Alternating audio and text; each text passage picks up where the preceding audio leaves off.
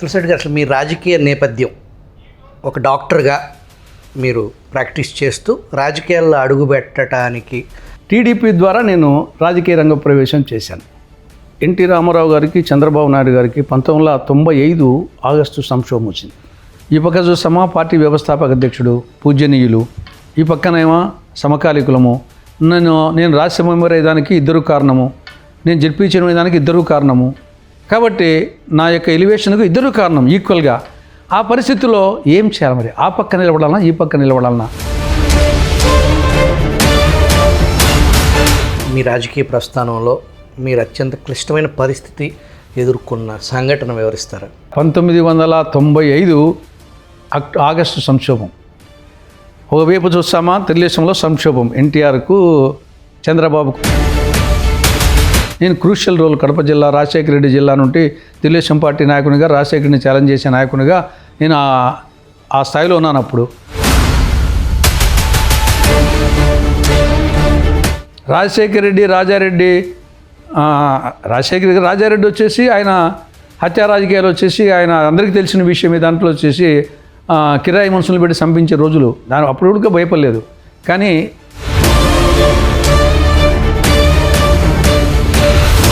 1999లో సంక్షోభం రాకుంటే నాకు రాజశేఖర రెడ్డికే పోటీ పులిందల్లో. అప్పుడు నేను జడ్పీ చైర్మన్.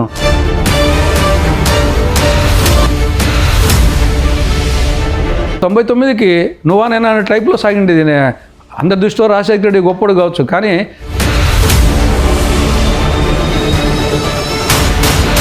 మిగతా వాళ్ళకి ఎక్కువేం కావచ్చు. కానీ ఒక్కసారి మొత్తం నా రాజకీయ జీవితమే టర్న్ అయిపోయింది. నేను రాజశేఖర రెడ్డి పోటీ తగిలింటే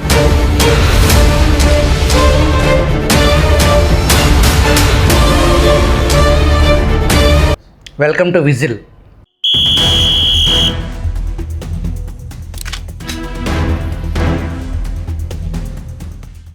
మనతో మాట్లాడటానికి కాంగ్రెస్ పార్టీ సీనియర్ నాయకులు తులసిరెడ్డి గారు మన స్టూడియోలో అందుబాటులో ఉన్నారు.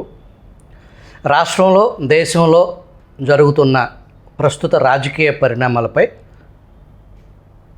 దేశంలో ఏం జరుగుతుంది అనే దాన్ని చర్చించడానికి తులసిరెడ్డి గారు మనకు అందుబాటులో ఉన్నారు. నమస్కారం తులసిరెడ్డి గారు. నమస్తే.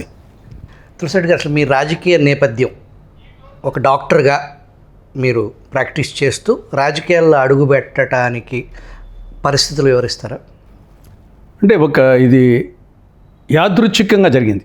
నేను రాజకీయాల్లోకి రావడం అనేది యాదృచ్ఛికంగా జరిగింది. మాది రాజకీయ నేపథ్యం ఉన్న కుటుంబము కాదు. నాకు రాజకీయంగా ఇంటెన్షన్ ఉన్నటువంటి స్టూడెంట్ ఉద్యమంలో కానీ అటువంటి ఏం లేవును. వచ్చేసి నేను ఎంబీబీఎస్ అయిన తర్వాత కడప జిల్లా పులివెందుల అసెంబ్లీ నియోజకవర్గం వేంపల్లె మండల్ హెడ్ క్వార్టర్స్లో అక్కడ ఒక ప్రైవేట్ మెడికల్ ప్రాక్టీషనర్గా మెడికల్ ప్రాక్టీస్ ప్రారంభించాను.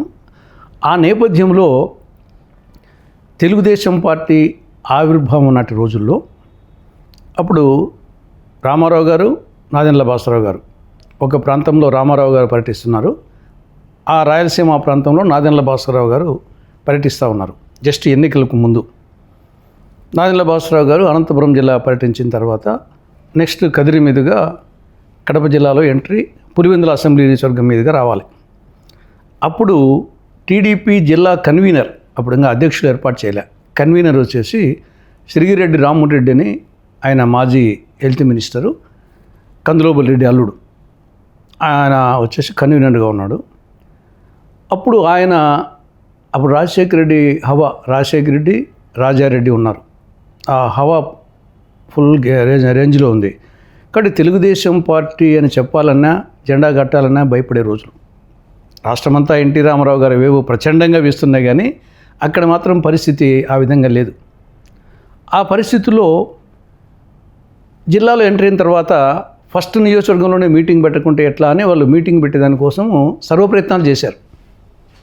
కానీ ఎవరు ముందుకు రాలే, ఏ నాయకుడు ముందుకు రాలే. ఆ నేపథ్యంలో రేపు మీటింగ్ అనగా రేపు ఆయన అవసరంగా ఈరోజు సాయంత్రం 7 గంటలప్పుడు నేను హాస్పిటల్లో క్లినిక్లో ఉంటే ఆడికి వచ్చారు ఈ శ్రీగిరెడ్డి రామ్మోహన్ రెడ్డి ఇంకా వాళ్ళ అనుయాయులు కొందరు. నేను అంతవరకు చూడలేను. కొందరు అక్కడ టీడీపీ అభిమానులు, ఎన్టీ రామారావు అభిమాన సంఘం వాళ్ళ ద్వారా నన్ను అప్రోచ్ అయ్యారు. ఏమంటే ఈ విధంగా రేపు నాదెండ్ల భాస్కరరావు గారు వస్తున్నారు, పార్టీ మీటింగ్ పెట్టాలా, బెజవాడ పాపిరెడ్డి, నాదెండ్ల భాస్కరరావు వీళ్ళు వస్తున్నారు, ఎవరు ముందుకు రాలేదు, ఏమన్నా మీరు ఏమన్నా మీటింగ్ పెట్టడానికి హెల్ప్ చేస్తారేమో అని వచ్చామన్నారు. నేను చిన్నప్పటి నుండి కూడా కొంత అప్రజాస్వామికం అంటే దౌర్జన్యం అంటే దాన్ని సహించే మెంటాలిటీ కాదు. అరే పార్టీ మీటింగ్ పెట్టుకున్న దానికి కూడా ఇంత కష్టమా అని, మీకెందుకు మీటింగ్ కదా నేను పెట్టిస్తూ అని చెప్పాను. దాంట్లో వాళ్ళతో నెగోషియేషన్స్ కానీ ఏం లేదు. అరే ప్రజాస్వామ్యంలో మీటింగ్ పెట్టుకునే దానికి లేనంత పరిస్థితి ఉండకూడదని చెప్పాను. వాళ్ళు హ్యాపీగా వెళ్ళిపోయినారు. మరుసటి రోజు వచ్చేసి మీటింగ్ పెట్టాము, ఆయన రిసీవ్ చేసుకున్నాము. ఆటోమేటిక్గా టీడీపీ లీడర్గా పేపర్లు ప్రొజెక్ట్ చేసినాయి. ఇది యాక్చువల్గా జరిగింది వచ్చేసి యాదృచ్ఛికంగా టీడీపీ ద్వారా నేను రాజకీయ రంగ ప్రవేశం చేశాను. యాక్సిడెంటల్గానే అంతే, దానికి ఏ ముందు ప్రిపరేషన్ కానీ ఏమీ లేదు. ఓన్లీ 1 డేలో అయిపోయింది అనమాట. ఈరోజు సాయంత్రం 7 గంటలకు వచ్చారు, మరుసటి రోజు 10 గంటలకు మీటింగు. ఆ రోజుల్లో అదే ఒక సెన్సేషనల్. పులిందర్ నియోజకవర్గంలో తెలుగుదేశం పార్టీ మీటింగ్ పెట్టడం అనేది అది ఒక కార్గిల్ వార్తో సమానం. మిగతా చోట్లకి అది ఉండదు, కానీ అక్కడ ఆ స్థాయిలో ఉన్నమాట. పాకిస్తాన్ భారతదేశం యుద్ధం నెట్టు ఉంటుంది అక్కడ అన్నమాట. కాంగ్రెస్ పార్టీలో మీరు చేరటానికి మీకు ప్రేరణ ఏంటి తులసిరెడ్డి గారు? రాజశేఖర రెడ్డి గారే. యాక్చువల్గా ఏమైందంటే ఎన్టీ రామారావు గారికి, చంద్రబాబు నాయుడు గారికి 1995 ఆగస్టు సంక్షోభం వచ్చింది. నేను అప్పుడు జెడ్పీ చైర్మన్. పార్టీ పరంగా పార్టీ అధ్యక్షునిగా రామారావు గారితో ఆయన నాకు బాగా గౌరవం ఇచ్చేవాళ్ళు. కానీ కాంటెంపరీగా చంద్రబాబు నాయుడు గారు జనరల్ సెక్రటరీగా, నేను 1 ఆఫ్ ద 3 సెక్రటరీస్గా మా ఇద్దరికి చాలా క్లోజ్ అఫినిటీ. సండే తప్పని చేసి ఎవ్రీడే గండిపేటలో కలిసేవాళ్ళం. కాబట్టి వయసు రీత్యా కూడా దగ్గర 1 or 2 years డిఫరెన్స్. కాబట్టి వయసు రీత్యా చాలా ఆప్తుడు చంద్రబాబు నాయుడు గారు. కానీ పార్టీ అధ్యక్షుడిగా ఎన్టీ రామారావు గారు గౌరవం, ఆయన అంటే ఒక పూజ్యభావం. వాళ్ళిద్దరికీ మధ్య లక్ష్మీపార్తి గారి విషయంలో ఆ స్ప్లిట్ వచ్చినప్పుడు నేను ఎవరి పక్క ఉండాలా అనేది జనరల్గా అందరూ సమకాలీకులు కాబట్టి చంద్రబాబు పక్క ఉంటాను అనుకున్నాను యాక్చువల్గా. కానీ నేను వచ్చేసి మనసు అంగీకరించలే. ఇద్దరూ ఉంటే బాగుంటుంది, లేదన్నప్పుడు whatever it may be, ఆయన పార్టీ వ్యవస్థాపకుడు. ఆయన ప్రజాస్వామ్య పద్ధతిలో కాకుండా ఒక ఇంటి నిర్మించుకున్నాడు. ఆ ఇంటి లేనికి మనందరం వచ్చాం. ఆయన ఇంట్లో ఉంటే ఎల్లగొట్టడం అనేది న్యాయం కాదు అనే ఒక ప్రిన్సిపల్ మీద నేను చివరికి వచ్చేసి ఎన్టీఆర్ పక్కన నిలబడినాను. దాని మీద నాకు చంద్రబాబుకు దూరమైంది, లేకుంటే చాలా క్లోజ్ మేము ఇద్దరం వచ్చేసి. ఆ నేపథ్యంలో ఆయన మరణానంతరం నా మీద అవిశ్వాస తీర్మానం పెట్టడం జరిగింది. బద్వేలు అప్పుడు మినిస్టర్ వీరారెడ్డి గారు, చంద్రబాబు నాయుడు గారు చెప్పి నా మీద, వాళ్ళకు ఆ పక్క రాలేదని చెప్పేసి నా మీద, అప్పుడు జెడ్పీ చైర్మన్ నేను, నా మీద అవిశ్వాస తీర్మానం పెట్టారు. అప్పుడు రాజశేఖర రెడ్డి నాకు సపోర్ట్ చేశాడు. ఆ అవిశ్వాస తీర్మానాన్ని ఎదుర్కొనే దానికి రాజశేఖర రెడ్డికి కాంగ్రెస్లో మహేశ్వరారెడ్డి, డిఎల్ రవీంద్రారెడ్డిలు వాళ్ళకున్న దాంట్లో కొన్ని నాకు సపోర్ట్ ఇచ్చి క్యాంపు 75 రోజులు క్యాంపులు నడిపాం.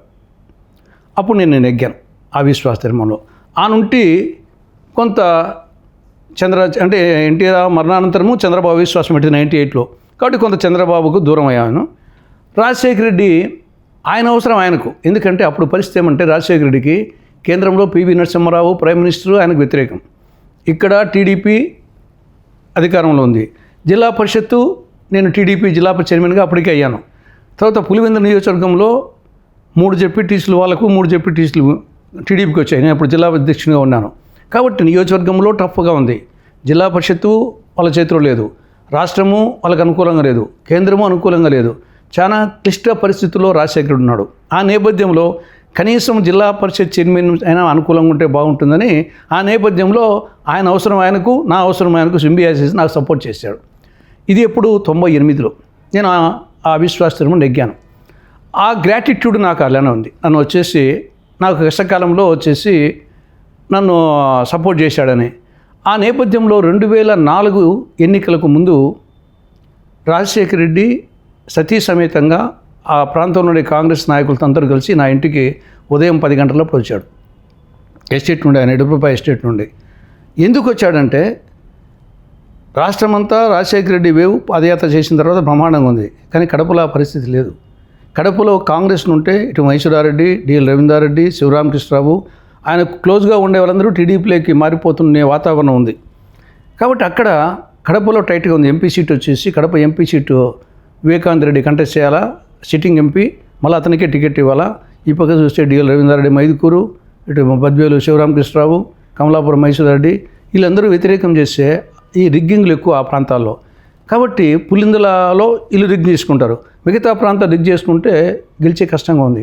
ఆ నేపథ్యంలో దాన్ని కాంపెన్సేట్ చేసడానికి కోసము అప్పటికి నేను జిల్లా పరిషత్ చైర్మన్గా, రాజ్యసభ మెంబర్గా ఉన్నాను. జిల్లా చైర్మన్గా అవిశ్వాసం నెగ్గాను. నా ఇమేజ్ ఆ లెవెల్లో ఉంది. మైసూరారెడ్డి, డిఎల్ రవీంద్రారెడ్డి ఆ లెవెల్లో వచ్చేసి ఉంది. కాబట్టి ఓ దిక్కు వాళ్ళని నిలుపుకోవడానికి ప్రయత్నం చేస్తూ ఆఖరికి మైసూరారెడ్డి వెళ్ళిపోయాడు, శ్రీరామకృష్ణ వెళ్ళిపోయాడు, డిఎల్ రవీంద్రారెడ్డి సీట్ అడ్జస్ట్మెంట్గా ఉండిపోయినాడు. అప్పుడు నన్ను వచ్చాడు, నన్ను డాక్టర్ అనేవాడు. డాక్టర్, నా పరిస్థితి జిల్లాలో క్లిష్ట పరిస్థితులు ఉంది, రాష్ట్రం అంతా బ్రహ్మాండంగా ఉంది, జిల్లాలో వచ్చి ఇబ్బందిగా ఉంది. ఈ నేపథ్యంలో నీకు నేను హెల్ప్ చేశాను, నువ్వు నాకు హెల్ప్ చేయాలని చెప్పేసి రిక్వెస్ట్ చేశాడు. అప్పుడు ఆ కృతజ్ఞతాభావంగా నేను వచ్చేసి కాంగ్రెస్ పార్టీలో 2004 ఎన్నికలకు ముందు only because of Rajasekhara Reddy Congress చేరడం జరిగింది. ప్రస్తుత కాంగ్రెస్ పార్టీ భవిష్యత్తు, దాని వ్యూహాలు ఏంటి తులసిరెడ్డి గారు? అంటే ఒకటి, ఇది జాతీయ పార్టీ.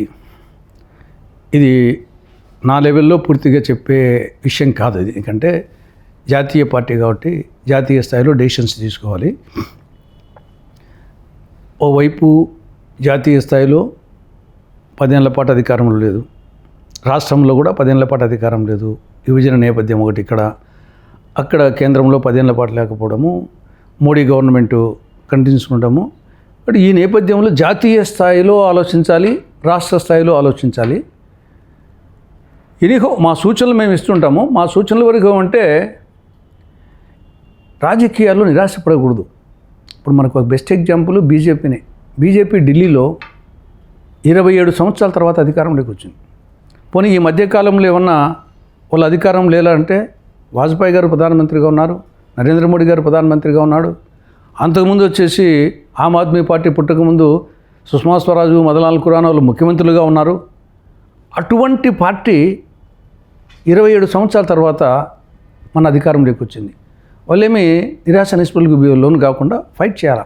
కాబట్టి రాజకీయాల్లో అంతకుముందు కూడా 2004, 2004 మధ్య అధికారం లేదు కాంగ్రెస్. 10 ఏళ్ల పాటు కేంద్రంలో లేదు, రాష్ట్రంలో లేదు. మళ్ళీ అధికారంలోకి వచ్చింది 10 ఏళ్ల తర్వాత, మళ్ళీ 10 ఏళ్ళ అధికారంలో ఉన్నది. కాబట్టి దీన్ని నిరాశపడకుండా నిరంతర పోరాటం చేస్తుండాలా, క్షేత్రస్థాయిలోకి పోవాలా. తర్వాత వ్యూహం, ఇది చదరంగంలో, ఇది వచ్చేసి రాజకీయం వచ్చేసి రాజకీయ చదరంగంలో ఎత్తుకు పై ఎత్తేస్తూ ఉండాలా. ఒక స్టెప్గా 2-3 స్టెప్స్ ముందు పోవాలా. సంస్థాగతంగా పార్టీ బలోపేతం కావాలా, ఆర్థికంగా కూడా పార్టీ బలోపేతం కావాలా. నవడేస్ ఎవరన్నా కాదన్నా సిద్ధాంతపరం ఎంత ముఖ్యమో నవడేస్ ఆర్థిక పరంగా కూడా పార్టీ బలపడాలా. తర్వాత సంస్థాగతంగా బలపడాలా, పోరాటం చేయాలా కమిట్మెంట్తో, హార్డ్ వర్కింగ్తో. కాబట్టి చేస్తే డెఫినెట్గా వచ్చేసి మళ్ళీ 2029లో వచ్చే అవకాశాలు ఉన్నాయి. ఆర్ఎస్ఎస్ స్లీపర్ సెల్స్ దేశవ్యాప్తంగా విపరీతంగా బలం పుంజుకోవడానికి కాంగ్రెస్ పార్టీ దశాబ్దాలుగా అవలంబించిన సాఫ్ట్ హిందుత్వ విధానం కూడా ఒక ప్రధాన కారణం అనే ఆరోపణ ఉంది. దాంట్లో నిజం ఉందంటారు? అంటే సాఫ్ట్ హిందుత్వం అంటే హిందువుకు అనుకూలం అనే వ్యతిరేకం అనే ఎట్లది? హిందూకి అనుకూలం, ఆ అనుకూలం అనేది కాంగ్రెస్ పార్టీలో ఉన్నటువంటి ఆ అగ్రకుల వ్యవహారం ఇండైరెక్ట్గా అది ఆర్ఎస్ఎస్ భావజాలానికి వీళ్ళు దగ్గరగా సపోర్ట్ చేస్తున్నటువంటి. వాస్తవానికి ఆర్ఎస్ఎస్ అనేది ఈ దేశంలో రాజకీయ పరంగా ఎటువంటి యాక్టివిటీ ఉండకూడదు అనే ఒక ఆంక్షల మీదే దాని మీద నిషేధం ఎత్తివేయడం జరిగింది. కానీ అది ఇంతింతే ఒటుడింతే అంత బలం పెంచుకోవటానికి సుదీర్ఘ కాలం పాటు ఈ దేశాన్ని పరిపాలించిన కాంగ్రెస్ పార్టీ విధాన లోపంలో ఏదైతే ఆ రాజ్యాంగం అనే బెత్తాన్ని పూర్తి స్థాయిలో వాడలేదు అనేది కాంగ్రెస్ తప్పులే కాంగ్రెస్ పార్టీకి ఈ దుస్థితి కారణం అనే ఆరోపణ. ఇక్కడ నేను బీజేపీ ఉండొచ్చు, ఆర్ఎస్ఎస్ వచ్చేసి బ్యాక్గ్రౌండ్ ఉండొచ్చు, కానీ కాంగ్రెస్ పార్టీ రాజకీయ పార్టీ, ఆర్ఎస్ఎస్ రాజకీయ పార్టీ కాదు. అది ఒక సంస్థ. బీజేపీ రాజకీయ పార్టీ అంటే, కాబట్టి రాజకీయ పార్టీగానే ఆలోచించాలా, మత ప్రాతిపదిక మీద ఆలోచించకూడదు అనేది ఏ పార్టీ నా అభిప్రాయం. ఇప్పుడు నేను హిందువును, నేను కాంగ్రెస్ పార్టీ ఉన్నాను, హిందువునంత మాత్రాన వచ్చేసి ఆర్ఎస్ఎస్ కావాలని లేదు, హిందువునంత మాత్రాన బీజేపీ కావాలని అవసరం లేదు. కాబట్టి ఇది నా అభిప్రాయం ప్రకారంగా ఆర్ఎస్ఎస్ ప్రసక్తే రాకుండా నీకు రాజకీయమే చేయాల. మతం వచ్చేసి అటు హిందువు కానీ ఇటు ముస్లిమ్స్ కానీ ఇష్యూ బేస్డ్గా తప్పు అయితే తప్పు, అది హిందువు చేసినా ముస్లిం చేసినా, ఒక హిందువు చంపితే అది తప్పు కాకుండా పోదు, ఒక ముస్లిం చంపితే తప్పు కాకుండా పోదు. కాబట్టి మనకు భారతీయునిగా భారత రాజ్యాంగం అనేది ఉంటుంది. కాబట్టి మతాలకు అతీతంగా కాంగ్రెస్ దేశానికి స్వాతంత్రం తెచ్చిన పార్టీ, 50 ఏళ్ళు పరిపాలించిన పార్టీ, ఏ ఊరికి పోయినా అభివృద్ధి కార్యక్రమం, ఏ ఊరికి పోయినా సంక్షేమ కార్యక్రమం. కాబట్టి అవి చెప్పుకుంటే చాలా వచ్చేసి మతాల జోలికి పోకుండా ఈ స్వాతంత్రం తెచ్చిన పార్టీగా, భారతదేశానికి సంబంధించిన పార్టీగా, భారతీయుని పార్టీగా, అభివృద్ధి సంక్షేమానికి మారుపేరిన పార్టీగా, త్యాగదనుల పార్టీగా, దేశభక్తుల పార్టీగా కాంగ్రెస్కు చెప్పుకునే దానికి అనేకం ఉన్నాయి. కాబట్టి దీన్ని ఈ యొక్క మత రొచ్చులో ఎంత పడకుండా పోతే అంత మేలేదని నా అభిప్రాయం. వాళ్ళు ఆగాలని ప్రయత్నం చేయొచ్చు, పాడాల్సిన అవసరం లేదని నా అభిప్రాయం. ఇందిరకాలం నుంచి కూడా నిన్న మొన్నటి వరకు కాంగ్రెస్ పార్టీలో అత్యున్నత పదవులు ఈ దేశ రాష్ట్రపతి ప్రధాన అభ్యర్థిగా కూడా ఒక దశలో ఉండి రాష్ట్రపతిగా సేవలు అందించినటువంటి ప్రణబ్ ముఖర్జీ ఆ తరువాత ఆర్ఎస్ఎస్ హెడ్ క్వార్టర్స్లోకి అడుగుపెట్టడం, ఆయన రాజకీయ జీవితం మొత్తం కాంగ్రెస్ పార్టీయే. కానీ ఆర్ఎస్ఎస్ హెడ్ క్వార్టర్స్ నాగపూర్కి వెళ్ళి ఆర్ఎస్ఎస్ని ఆకాశానికి ఎత్తేయటం, ఆ భావజాలాన్ని ఎలా చూడాలి? నేను అదే చెప్తున్నాను. సేవ ఎవరు చేసినా, హిందువు చేసినా ముస్లిం చేసినా, ఇప్పుడు సారే జహాసే అచ్చా హిందూ సతా అమార్ అని ఆ పాట రాసింది వచ్చేసి అదొక దేశభక్తి గీతం. అదొక ముస్లిం రాశాడు స్వాతంత్రానికి పూర్వమే. తర్వాత వచ్చేసి హిందూ పేపర్ వచ్చేసి బీజేపీ, హిందూ మహాసభ, తర్వాత ఆర్ఎస్ఎస్ ఇవన్నీ పుట్టకముందే, జనసంఘ్ పుట్టకముందే తమిళియన్ వచ్చేసి ఆయన ఎప్పుడో 200 సంవత్సరాల క్రితమే హిందూ పేపర్ పెట్టినాడు. ఇప్పటికీ హిందూ దాని వచ్చేసి పేపర్ ఉంది. తర్వాత వచ్చేసి జైహింద్ అనే పదం సుభాష్ చంద్రబోస్ అని పాపులర్ చేసినప్పటికీ దాన్ని జైహింద్ అనే ఒక పదం ఖాయం చేసింది వచ్చేసి ఒక ముస్లిం. అప్పటికి పార్టీలు పుట్టలే, బీజేపీ కానీ, జనసంఘ్ కానీ, హిందూ మహాసభ కానీ, ఆర్ఎస్ఎస్ కానీ పుట్టలేదు. కాబట్టి ఇది సేవ ఎవరు చేసినా, అది హిందూ సంస్థలు చేసినా, ముస్లిం సంస్థలు చేసినా, క్రిస్టియన్ సంస్థలు చేసినా, నాస్తికులు చేసినా, ఒక ఊరికి రోడ్డు వేస్తాము, తాగేవానికి మంచినీళ్ళు ఇస్తాము. కాబట్టి అది ఎవరు చేసినా దాన్ని అభినందించాలా, తప్పు ఎవరు చేసినా ఖండించే పరిస్థితి ఉండాలా. అది ప్రణబ్ ముఖర్జీ కానీ, మీరు కానీ, నేను కానీ, ఎవరైనా కానీ, అది రాహుల్ గాంధీ కానీ, ఇంకోరు కానీ, అది ఆర్ఎస్ఎస్ మంచి చేస్తే మంచి అని చెప్పాలా, చెడ్డ చేస్తే చెడ్డని చెప్పాలా. అట్నే ముస్లిం ఆర్గనైజేషన్ చెడ్డ చేస్తే చెడ్డని చెప్పాలా, మంచి చేస్తే మంచి అని చెప్పాలా, ఈవెన్ క్రిస్టియన్ ఆర్గనైజేషన్స్. కాబట్టి ఆ యాంగిల్లో ఆలోచించాలి తప్ప అది వచ్చేసి కొన్ని సంస్థలు ఏం చేసినా తప్పు, కొన్ని సంస్థలు ఏం చేసినా మేలు అనే ఒక నోషన్తో ఉండడం కరెక్ట్ కాదని నా అభిప్రాయం. దేశ ప్రజలు ప్రస్తుతం ముఖ్యంగా యువత ఫేక్ చరిత్రని సినిమాల ద్వారా కానీ, రచనల ద్వారా కానీ, దురదృష్టవశాత్తు సిలబస్లో కూడా అసత్యాలను చరిత్రగా, అదే నిజమైన చరిత్రగా, కల్పిత గాథల్ని నరేట్ చేస్తున్నారు. ఆ క్రమంలోనే కాంగ్రెస్ పార్టీకి సంబంధించి, కాంగ్రెస్ పార్టీలో మీరు అన్నట్టు ఇందాక జాతీయ పార్టీ, ఈ దేశానికి స్వాతంత్రం తీసుకొచ్చిన పార్టీ, ఈ దేశ స్వతంత్రం కోసం జైలుకి వెళ్ళిన మహనీయులు నడిపిన పార్టీ, అది ఒక రకంగా ఈ దేశ ప్రజలందరిది. నెహ్రూ గారి వరకు, అక్కడి నుంచి ఇందిర భర్త ముస్లిం అనేదానికి విపరీతమైన ప్రచారం అనేది తెలుగు రాష్ట్రాల్లో ఉంది, నార్త్లో విపరీతంగా ఉంది. దాన్ని ఇప్పటికీ ఏ కారణమైనా నెహ్రూ రాజీనామా చేయాలనేలాగా పార్లమెంట్లో చర్చలు నడుస్తున్నాయి.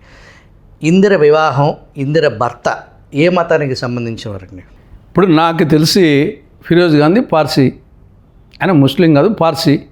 అదేం సగౌరవంగా చెప్పుకోవచ్చు, ఏం తప్పే ఉంది దాంట్లో వచ్చేసి.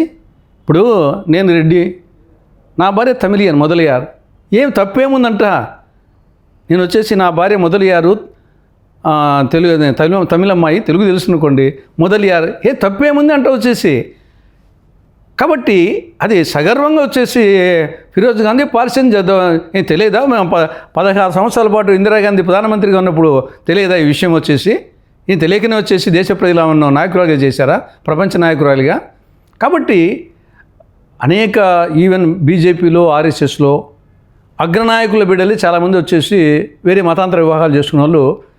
బీజేపీ అగ్రనాయకులు, ఆర్ఎస్ఎస్ అగ్రనాయకుల కూతుర్లు కొడుకులు వచ్చేసి వాళ్ళ ఇంట్లో కోడన్లు అల్లుళ్ళు వచ్చేసి వేరే మతాలు చెందిన అంటుంటారు. కాబట్టి ఇది వ్యక్తిత్వం అనేది ముఖ్యం, కానీ ఇది మనకు తెలియకుండా మనం ఏదో మతంలో ఏదో కులంలో పుడతాము. ఇప్పుడు వచ్చేసి 3 తరాలకు మించి ముందు మన అబ్బాయి ఏమో మనకు తెలియదు, పేరే తెలియదు. దానవీర సూరకర్ణలో ఎన్టీ రామారావు గారు కుల వ్యవస్థ గురించి చీల్చిన్నాడినట్టు, సరే మత వ్యవస్థ కూడా అంతే అనుకోండి, కుల వ్యవస్థకు ఆఖరికి ఎప్పుడో కులవిహీనమైందన్నట్లు ఈ యొక్క సమాజం వచ్చేసి, నాకు తెలిసి మా నాయన పేరు నారాయణ రెడ్డి, మా నాయన పేరు వీరారెడ్డి, వాళ్ళ నాయన పేరు హనుమంతరెడ్డి, అంతే నాకు తెలిసింది. అంతకుముందు వచ్చేసి మా పేరే తెలియదు. ఇంకా పేరే తెలియనప్పుడు ఏ మతం అనాలా, ఏ కులం అనాలా, మా ముత్తబ్బ. కాబట్టి ఇవన్నీ ఊరిక పొద్దుపోనే వారాలు వచ్చేసి ఇవన్నీ రామాయణ కల్పవృక్షము ఉంది, రామాయణ విషవృక్షము ఉంది. రామాయణ కల్పవృక్షము ఉంది, రామాయణ విషవృక్షం ఉంది. కానీ ఇవి యుగాలుగా ధర్మానికి అధర్మానికి, సత్యానికి అసత్యానికి, అబద్ధానికి నిజానికి ఇది నిరంతర పోరాటం జరుగుతూనే ఉంటుంది. ఇది ఏం ఫేక్ ప్రచారాన్ని ధైర్యంగా ఎదుర్కోవాలంతే.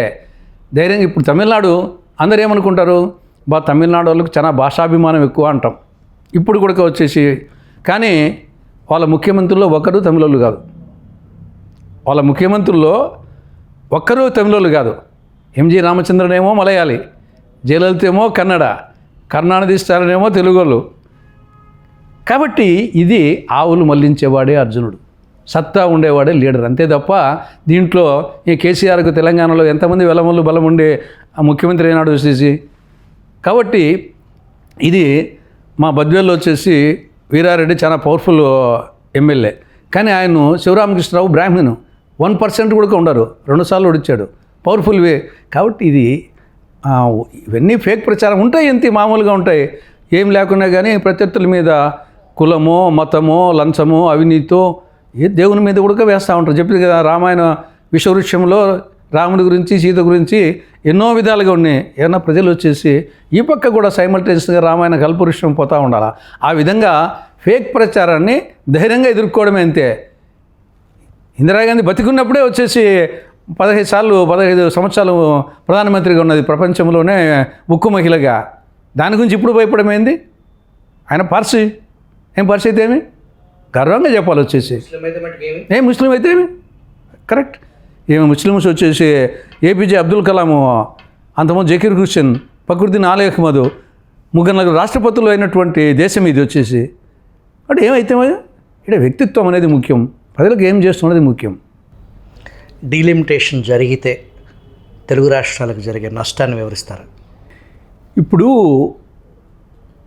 డీలిమిటేషన్ అనేది సరే ఇప్పటి వరకు మనకు ఇదమిద్దంగా దీనికి టర్మ్స్ ఆఫ్ రెఫరెన్స్ ఏమి ముందు రాలేదు, కానీ ప్రికాషనరీగా స్టెప్స్ తీసుకోవాల్సిన అవసరం ఉంది.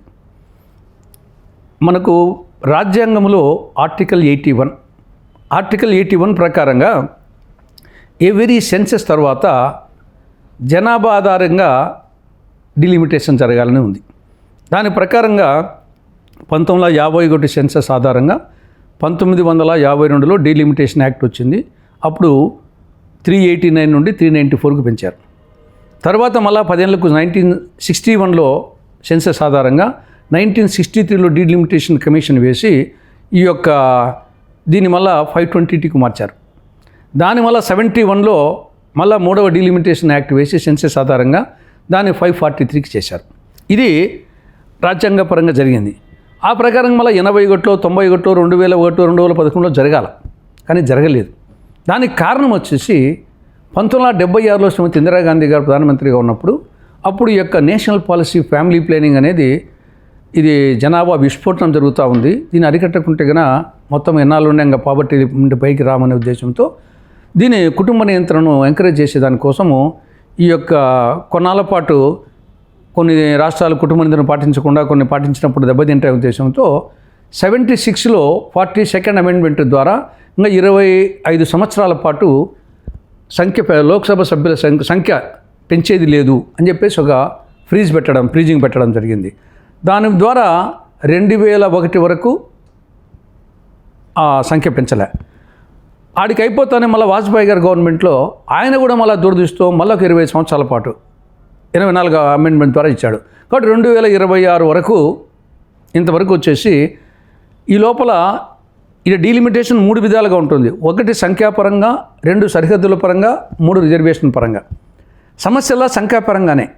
సరిహద్దుల పరంగా ఈ 2009లో మనం సరిహద్దులు మార్చి రిజర్వేషన్స్ మార్చి జరిగినాయి మన దేశం అంతా, మన రాష్ట్రంలో కూడా. సంఖ్య మారలే. 543 73 నుండి 543నే ఉంది. ఇప్పుడు సంఖ్య ఇప్పుడు డీలిమిటేషన్ జరుగుతుందనే దానికి ఆస్కారాలు ఉన్నాయి. ఒకటేమి, ఆ ఫ్రీజింగ్ అనేది 2026 అయిపోయింది. రెండవది, కేంద్రంలో లోక్సభ యొక్క భవనం యొక్క కెపాసిటీ పెంచారు. 888 సీట్లకు పెంచారు లోక్సభలో. మూడవది, అమిత్ షా గారు పదే చెప్తున్నారు, పెంచుతాం కానీ రాష్ట్రాలకు నష్టం జరగదనే యాంగిల్ పెంచుతామంటున్నాడు. నాలుగవది, మహిళా రిజర్వేషన్స్ అనేది ఆల్రెడీ బిల్లు పాస్ అయింది. మహిళలకు వచ్చేసి కొన్ని సీట్లు కేటాయించాలా. మరి మహిళలకు ఉన్న సీట్లలోనే కేటాయిస్తారా, వాళ్ళు కొంత అడిషనల్గా పెంచిస్తారా? ఈ నేపథ్యంలో ఖచ్చితంగా పెంచే అవకాశం ఉంది. పెంచినప్పుడు ఏ ప్రాతిపదిక తీసుకుంటారు?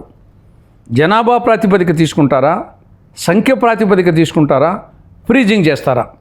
543 ఇంతవరకు ఉంచిన దాన్ని ఏ విధంగా ఇందిరాగాంధీ గారు, వాజ్పేయి గారు 25 ఏ విధంగా ఫ్రీజ్ చేసినట్టుగా ఇంకొక 20 years ఫ్రీజ్ చేసేసేయండి, ఇప్పుడు ఉండేటట్నే ఉంటాయి అనేది ఒక ప్రపోజలు.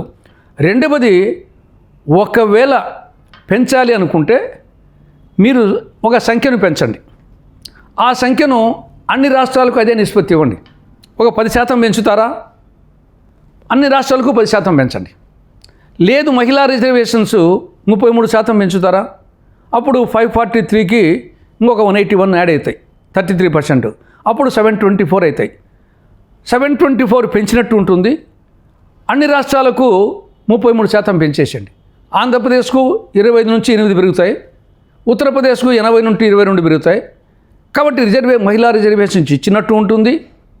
తర్వాత వచ్చేసి ఈడ నంబర్లో తేడా ఉండదు, ప్రపోర్షనేట్గా. అలా కాకుండా జనాభాను మాత్రమే 81 ఆర్టికల్ను తీసుకుంటే జనాభా ప్రకారమే తీసుకోమని ఉంది. దాని ప్రకారం అయితే కుటుంబ నియంత్రణ పాటించినటువంటి సదరన్ రాష్ట్రాలు, ఎస్పెషల్లీ మన రాష్ట్రము, తమిళనాడు, కేరళ ఇటువంటి నష్టపోతాయి. అంటే ప్రపోర్షనేట్గా ఇంక్రీజ్ రాదు.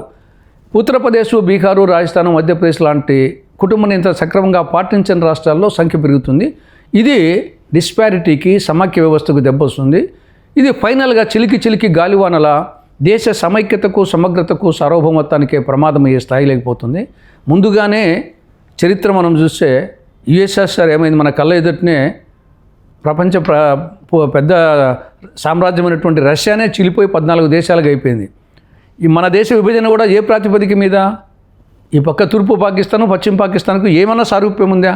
కానీ మత ప్రాతిపదిక మీదుగా, ప్రాంత ప్రాతిపదిక మీదుగా విభజించింది. అదే కాకుండా మన చరిత్ర చూస్తే అంగవంగ కళింగాది చొప్పన్నారు దేశాలుగా వివిధ జనపదాలుగా ఉన్నటువంటి దేశం ఉంది. చాలా లూజ్ కాంటాక్ట్. కాబట్టి ఈ నేపథ్యంలో ఆల్రెడీ కొంత సౌత్ నార్త్ ఫీలింగ్. యాక్చువల్గా నా దృష్టిలో మన దేశం సౌత్ నార్త్ కాదు, south, north, west, east, central, north eastern 6 భాగాలుగా విభజించాలి అనుకుంటే. ఇప్పుడు గుజరాత్, మహారాష్ట్ర, రాజస్థాను అది నార్త్ కిందికి రావు నా దృష్టిలో, అవి వెస్ట్ కిందికి వస్తాయి. ఈ పక్క ఒరిస్సా, వెస్ట్ బెంగాల్, బీహార్ ఇవి ఈస్ట్ కిందకు వస్తాయి. కానీ అన్నిటినీ నార్త్ కింద తోసేస్తున్నారు. ఆ ఫీలింగ్ ఉంది. కాబట్టి రేపు సదరన్ స్టేట్స్లో ఆ ఫీలింగ్ వచ్చినప్పుడు రేపు ఇది చిలికి గాలివానలా రేపు దేశ సమైక్యతకు, సమగ్రతకు భంగకరం అవుతుంది. కాబట్టి దీన్ని జాగ్రత్తగా ఆలోచించాలా. దీంట్లో 3 ప్రపోజల్స్లో జనాభా ప్రాతిపదికన ఎట్టి పరిస్థితుల్లో వద్దు. ఓన్లీ యాజ్ ఇట్ ఈజ్గా ఇప్పుడుండే 543నే అలాగే ఉంచి, మరొక 25 ఏళ్ళు అట్నే ఉంచి, దాంట్లో 1/3 వచ్చేసి మహిళా రిజర్వేషన్ చేస్తారా?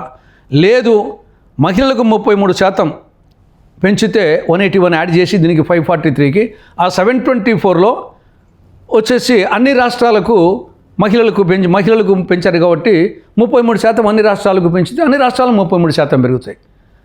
ఆ విధంగా చేసినప్పుడు డిస్పారిటీ రాదు. అలా కాకుండా కేవలం రాష్ట్రాల్లో జనాభా బట్టి చేస్తే కనుక డిస్పారిటీ వస్తుంది. చాలా ప్రమాదం అనేది కాంగ్రెస్ పార్టీ అభిప్రాయం. కాంగ్రెస్ పార్టీ ప్రాంతీయ పార్టీలతో పొత్తు పెట్టుకోవడంపై మీ అభిప్రాయం ఏంటి తులసిరెడ్డి గారు? అంటే ఇది పరిస్థితుల బట్టి ఆధారపడి ఉంటుంది. ఇప్పుడు ఇంత పెద్ద దేశము, జాతీయ పార్టీలు, ప్రాంతీయ పార్టీలు, రకరకాల ఈక్వేషన్స్ ఉంటాయి. కాబట్టి ఒకసారి కొన్ని సందర్భాల్లో పొత్తు పెట్టుకోవాల్సిన అవసరం ఉంటుంది, ఒకసారి పొత్తు ఉపయోగపడుతుంది, కొన్ని సందర్భాల్లో పొత్తు బెడిసి కొడుతుంది కూడా. కాబట్టి అప్పటి పరిస్థితులు బట్టి తప్పదు. సంకీర్ణ యుగాలు మనం వచ్చేసి ఇప్పుడు కూడా సంకీర్ణ యుగమే. మన 2014-19 తప్ప 1989 కానుంటే సంకీర్ణ యుగమే నడుస్తూ ఉంది. కాబట్టి సంకీర్ణ యుగంలో ఇంత పెద్ద ప్రజాస్వామ్య దేశంలో ఇన్ని భాషలు, ఇన్ని మతాలు, ఇన్ని కులాలు, ఇన్ని నైసర్గిక స్వరూపాలు ఉన్నప్పుడు ఏకఛత్రాధిపత్యంగా ఏ పార్టీకి సర్వసహాధికారం అనేది అంత ఇచి కాదు వచ్చేసి. కాబట్టి పరిస్థితులు బట్టి ఆలోచించాల్సి వస్తుంది. అధికారంలోకి రావాలంటే ఒక్కోసారి పొత్తులు అవసరం ఉంటుంది, ఒకసారి పొత్తులు అవసరం లేకపోవచ్చు. కాబట్టి మనం ఏ విధంగా ఋతుచక్రానికి ఎండాకాలం ఒక డ్రెస్ వేసుకుంటాము, అది తప్పు కూడా కాదు. శీతాకాలం వచ్చి ఒక డ్రెస్ వేసుకుంటాము. మనిషి వచ్చేసి అడ్జస్ట్ కావాలా. నేను ఎండాకాలము అదే వేసుకున్న ఆ డ్రెస్ శీతాకాలం వేసుకుంటా ఉంటే కుదరదు.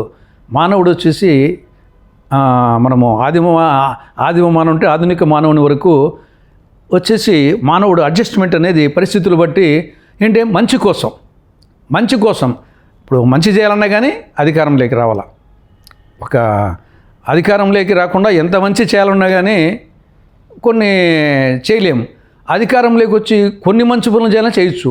కాబట్టి అధికారంలో అనేది డెఫినెట్గా ఏ రాజకీయ పార్టీకైనా సరే సిద్ధాంతాలు రాద్ధాంతాలు అని ఉండాల్సిందే. కానీ అధికారం అనేది అల్టిమేటం. అది లేకుండా వచ్చేసి ఊరికి రాజకీయం చేస్తామని ఏ పార్టీ చెప్పినా, ఏ నాయకుడు చెప్పినా అది వచ్చేసి చేతగానే తన కిందికి వస్తుంది. అధికారంలోకి రావాలన్నప్పుడు కొన్నిసార్లు పొత్తులు అవసరం లేకుండా పోవచ్చు. ఇప్పుడు కాంగ్రెస్ పార్టీ తీసుకుంటే 2004లో తప్ప ఎప్పుడు పొత్తులు పెట్టుకోలే.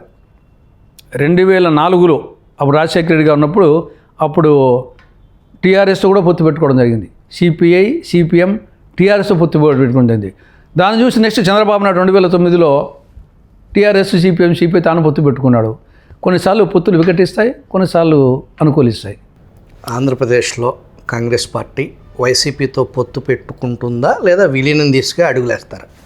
ఇప్పుడు ప్రస్తుతానికి ఆ అంశం అనేది ఇక్కడ టాపిక్లో లేదు.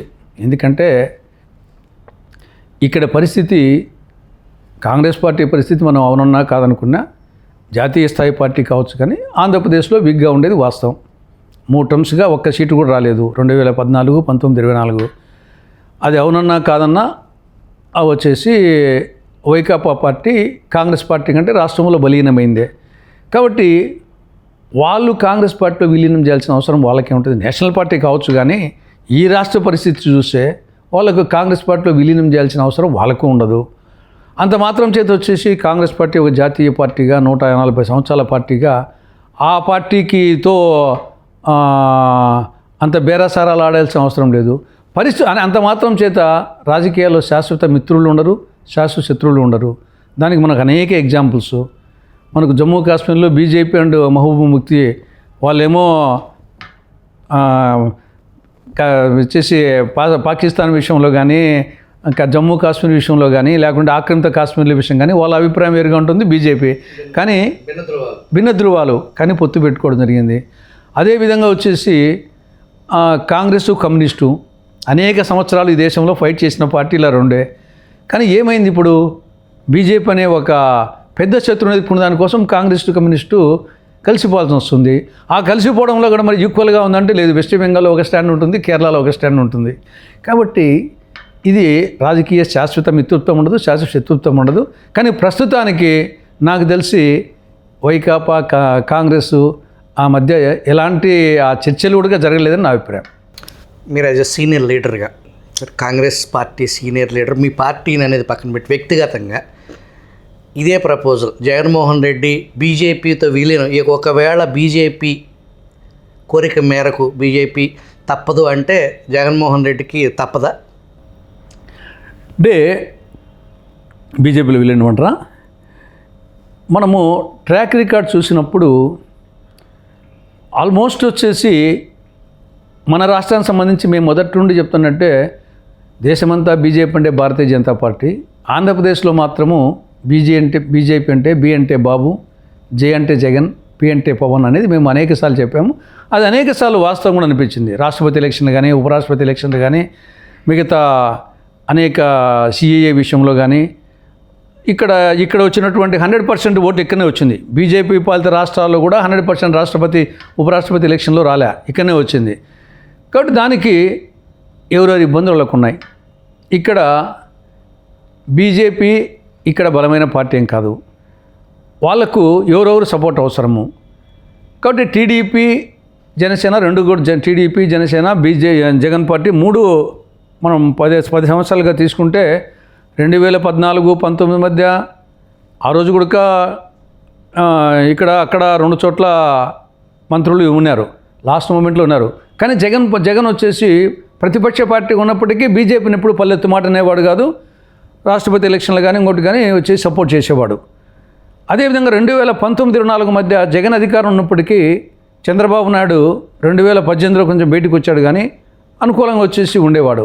కాబట్టి ఇప్పుడు కూడా వాళ్ళ ఇబ్బందులు వాళ్ళకు ఉన్నాయి. ఎందుకంటే ఒకటి కేసులు, జగన్కు వచ్చేసి ఆయనకున్న కేసులు సిబిఐ కేసులు, ఈడీ కేసులు, అవి ఎప్పటికీ అతని మీద మెడ మీద కత్తి వేలాడుతూనే ఉంటుంది.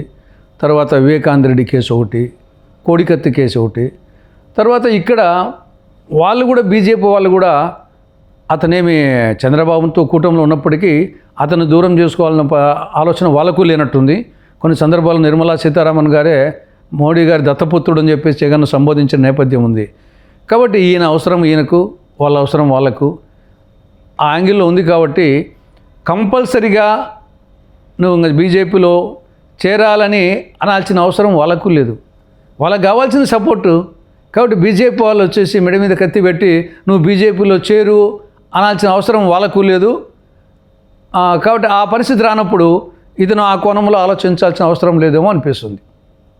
ఒకప్పుడు దేశ రాజకీయాల్లో అక్కడ కేంద్ర ప్రభుత్వం ఏర్పాటు చేయటంలో ఎన్డీఏ స్టీరింగ్ కమిటీ చైర్మన్గా ఒక కింగ్ మేకర్గా ఉన్నటువంటి చంద్రబాబు నాయుడు ఇప్పుడు కూడా కేంద్రంలో అధికారంలోకి బీజేపీ రావటానికి క్రియాశీలకంగానే మద్దతిస్తూ ఉన్నారు.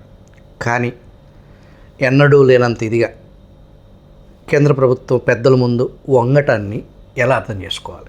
అంటే ఇక్కడ చంద్రబాబు నాయుడు యాంగిల్లో చూడాలా, కేంద్రంలో ఉండే యాంగిల్లో చూడాలా? ఇదే కేంద్రంలో నరేంద్ర మోడీ, అమిత్ షా వాళ్ళు వచ్చేసి వాజ్పేయి, అద్వానీ కాదు. తర్వాత వచ్చేసి దేవగౌడ, ఐకే గుజరాలు వాళ్ళు కాదు.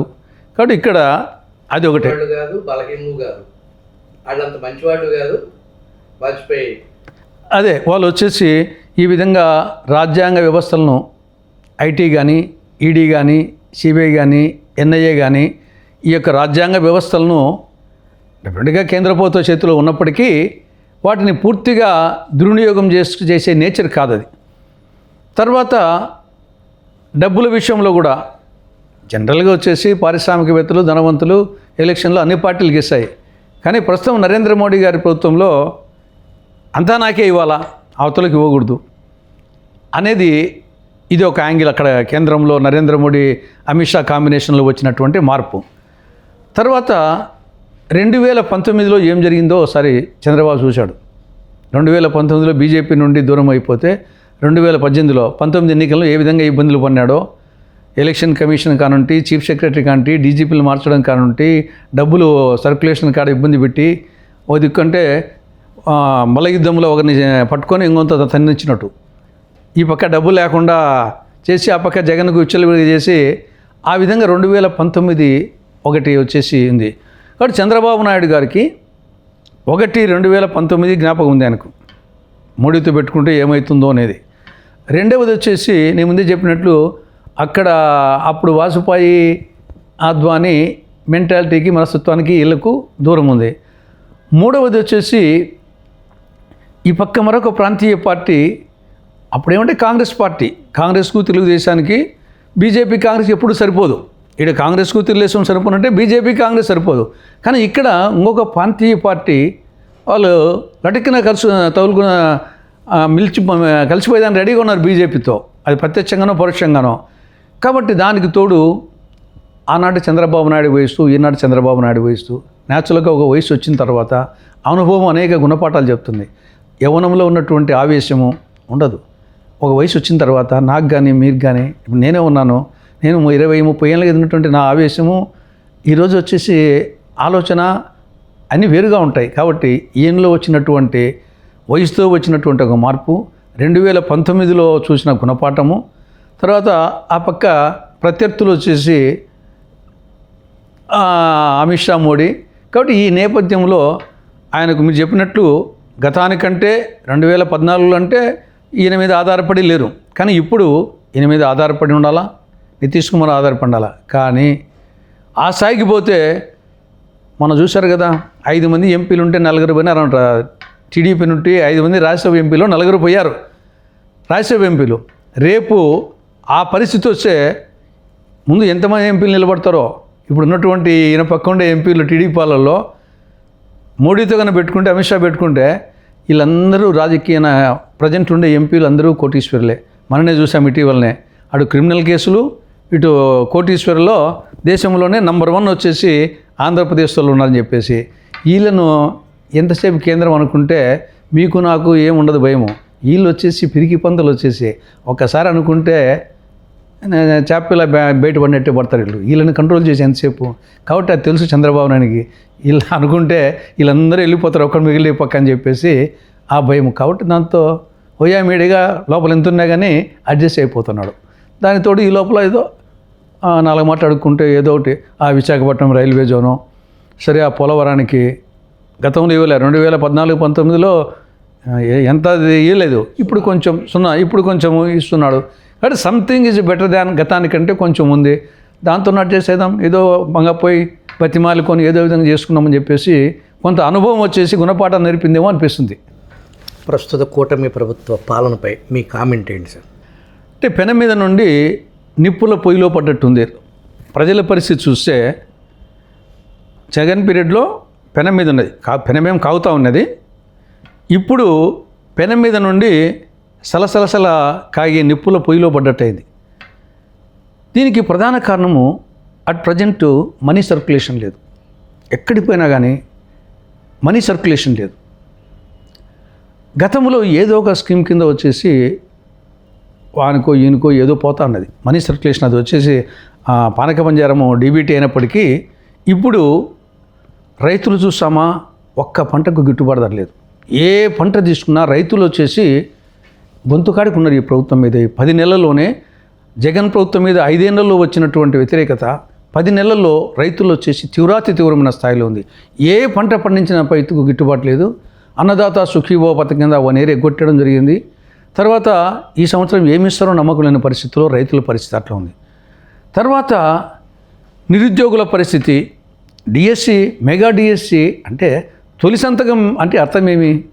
తొలి సంతకం అంటే ఇమ్మీడియట్గా మామూలుగా కావాలా, లేకుంటే మరుసటి రోజు 10 నెలలు అయినప్పటికీ ఇంకా అది వచ్చేసి తెలుగు సీరియల్ తిరిగి వస్తూ ఉంది. కాబట్టి యువతలో ఒక నిరుత్సాహం వచ్చింది.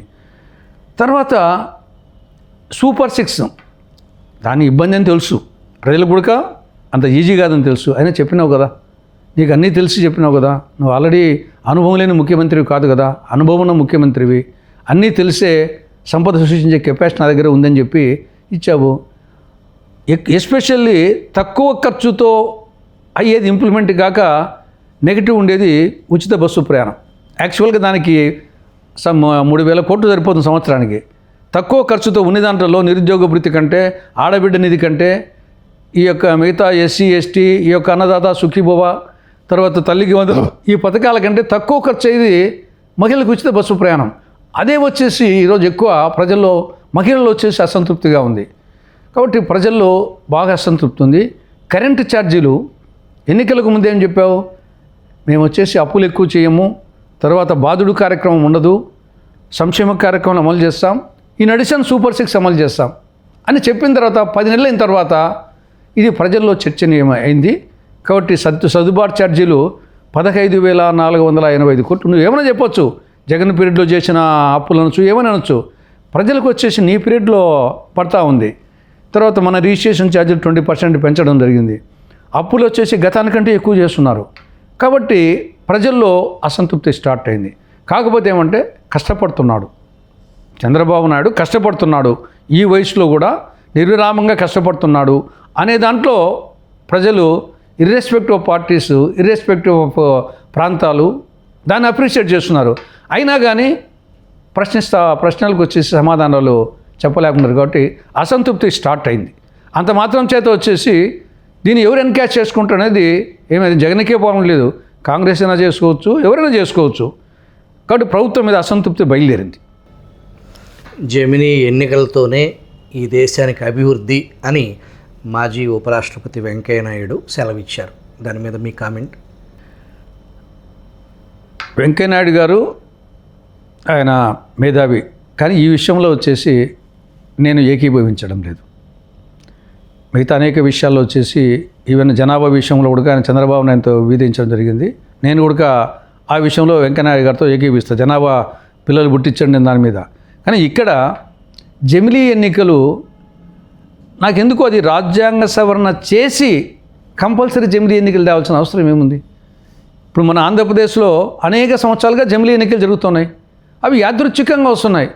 ఇప్పుడు నిన్న ఉగాది పండుగ వచ్చింది, ఈరోజు రంజాన్ పండుగ వచ్చింది, అవి యాదృచ్ఛికంగా వచ్చాయి. అలా కాకుండా నువ్వు ఉగాది పండుగను రెండు ఒకే రోజు చేస్తే బాగుంటుందని రంజాన్ ముందుకు తేవడమో ఉగాది నీకు తేవడమో అది అవసరమా? యాదృచ్ఛికంగా వస్తే రాని. కాబట్టి ఇక్కడ జమిలీ ఎన్నికలకు అనుకూలంగా చెప్పేవాళ్ళు రెండే పాయింట్ చెప్తుండేది. ఒకటేమి ప్రభుత్వ ఖర్చు తగ్గుతుంది, రెండవది ఈ యొక్క మోడల్ కోడ్ ఆఫ్ కాండక్ట్ వలన అభివృద్ధి ఆగిపోతూ ఉంది, ఆ అభివృద్ధి పరుగులు తీస్తుంది పిటి ఉషా తిన్నా అని వీళ్ళు చెప్పడం. ఆ రెండు తప్పంగా ఏమీ చెప్పడం లేదు. కానీ ఆ రెండులో కూడా వాస్తవం లేదని నా అభిప్రాయం. ఖర్చు తీసుకుంటే 0.001% మొత్తం కేంద్ర రాష్ట్ర ప్రభుత్వాల బడ్జెట్లో ఎన్నికల ఎక్స్పెండిచర్ తీసుకుంటే 0.001%. ప్రజాస్వామ్య పరీక్షణ కోసం 5 ఏళ్ళకోసారి 0.001% పెట్టడం అనేది అది ఖర్చు కిందే కాదు. అది ఆ ప్రకారం అనుకుంటే ఇంకా 10 ఏళ్ల పాటు వచ్చేసి ఎన్నికలు జరుపుకుంటే 15 ఏళ్ళు ఎన్నికలు జరుపుకుంటే ఇంకా మిగులుతుందన్నామా? తర్వాత రెండవది మోడల్ కోడ్ ఆఫ్ కాండక్ట్ వలన అభివృద్ధి ఆగిపోతుంది అనేది. మోడల్ కోడ్ ఆఫ్ కాండక్ట్ దాని డేస్ తగ్గించుకోవాలంటే ఇప్పుడు కూడా మోడల్ కోడ్ ఆఫ్ కాండక్ట్ ఉన్నప్పటికీ పాత పథకాలకి ఏమి ఇబ్బంది లేదే. కొత్త పథకాలు ఏమన్నా ఇంట్రడ్యూస్ చేయాలంటే అది కూడా ఎలక్షన్ కమిషన్ అడిగి వాళ్ళు పర్మిషన్ ఇచ్చి తీసుకోవచ్చు. ఇప్పుడు కూడా నీకు పాత పథకాలు ఏ ఒక్క పాత పథకాన్ని డిస్కంటిన్యూ చేయమని చెప్పడం లేదే. కొత్త పథకాలకే కదా, కొత్త పథకాలకు అడుగు. నువ్వు కొత్త పథకాలకు అప్పుడేమో కొత్తగా అనౌన్స్ చేయాల్సిన అవసరం ఉందా? ఎన్నికలు ఒక 10 రోజులు ఉన్నాయనగా నేను కొత్త పథకాలు అనౌన్స్ చేయాల్సినంత రాజకీయం తప్పనిచ్చి దాంట్లో ఏమన్నా నిజంగా చిత్తశుద్ధి ఉంటుందా? కాబట్టి మోడల్ కోడ్ ఆఫ్ కాండక్ట్ వలన అభివృద్ధి నిలిచిపోతుంది, అది కరెక్ట్ కాదని నా అభిప్రాయం. తర్వాత అమెరికాలో అనేక ఎన్నికలు జరుగుతున్నాయి. రాష్ట్రపతి ఎన్నికలు ఒకసారి 4 ఏళ్ళకి ఒకసారి, సెనెట్ ఎన్నికలు ఒకసారి, తర్వాత పీపుల్స్ అపాయింట్స్, కౌంటీస్, మరేమో అభివృద్ధి జరగలేదా?